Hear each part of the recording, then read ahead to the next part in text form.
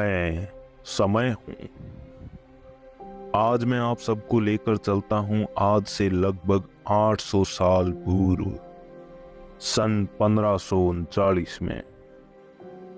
ये वह समय था जब हमारे भारतवर्ष पर एक महान सम्राट हुमायूं का शासन था। हुमायूं इतने महान थे कि उन्होंने एक भी युद्ध नहीं जीता। मेरा मतलब है वो काफी महान थे, लेकिन उनकी इस महानता, उनकी इस खुशी को किसी की नजर लग गई और उनके इस शासन को हिलाने के लिए उन पर एक और शासक शेर शाह सूरी ने आक्रमण कर दिया। लेकिन हमारे महान सम्राट हुमायूं भी चुपचाप बैठने वालों में से नहीं थे। उन्होंने भी शेर शाह सूरी को मुंह तोड़ जवाब देने का फैसला किया और जा भिड़े उनसे।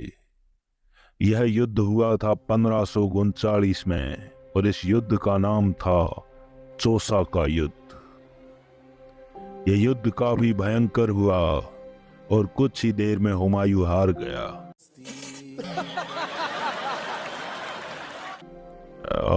हाँ, और जब उसने अपने सैनिकों को कटते हुए देखा तो उसकी फट गई।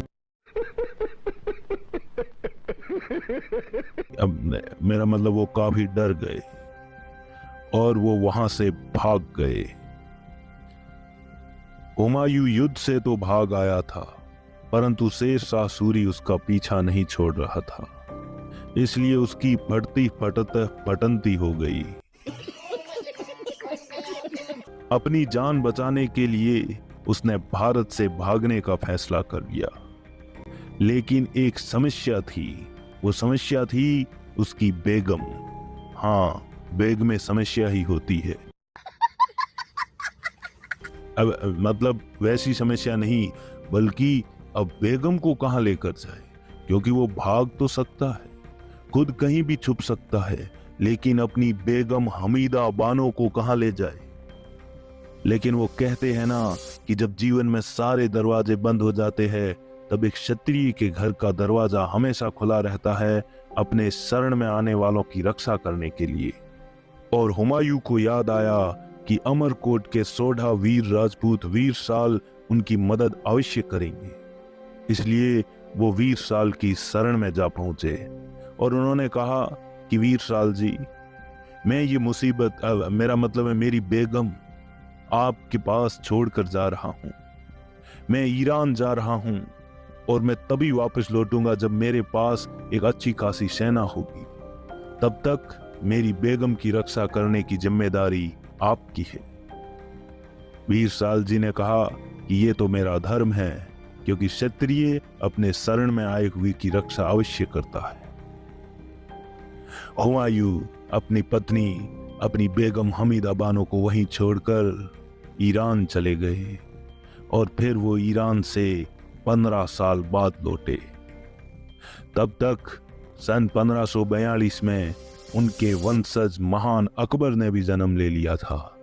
और अकबर इस देश के कितने महान सम्राट बने आप सबको पता है।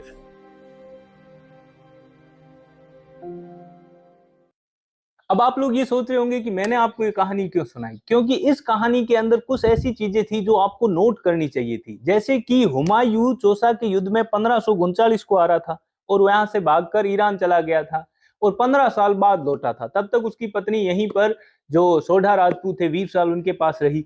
अब यहाँ दिक्कत यह है कि 1539 को जब हुमायूं चला गया था, तो 1542 को, यानी कि 3 साल बाद अकबर का जन्म कैसे हो गया यहाँ पे? मैं नहीं बताऊंगा। नहीं, मुझे मजाक नहीं उड़वाना अपनी चीज का। हे प्रभु, हे प्रभु, हे हरि राम कृष्ण जगन्नाथ प्रेमानंद, ये क्या हुआ?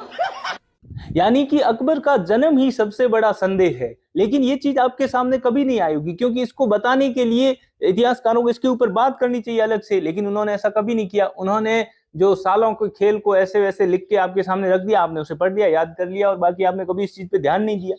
अब अगर आप सर्च करोगे तो आपको चौसा का युद्ध 1539 को बताएगा और उस टाइम वो भाग गए थे अपनी जान बचाकर 15 सालों के लिए और वापस नहीं आए थे। लेकिन अकबर का जन्म आप जब सर्च करोगे, कहीं से पढ़ोगे, तो वो 1542 होगा। तब ये सवाल उठता है कि ऐसा कैसे हो गया।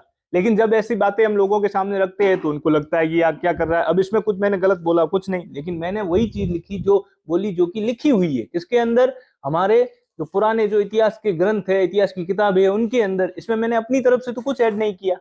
तो ये जो जानकारी जो अभी मैंने आपको दी, ये आपको पहले से थी या नहीं, और अगर थी तो कितना पता था, और ये जानकारी आपको कैसी लगी ये भी मुझे जरूर बताना। और आपको इस वीडियो से संबंधित और भी कोई बात करनी हो तो वो भी आप हमें नीचे कमेंट में जरूर बताना। मिलते हैं नेक्स्ट वीडियो में। जय मां भवानी, जय राजपूताना, जय हिंद, धन्यवाद।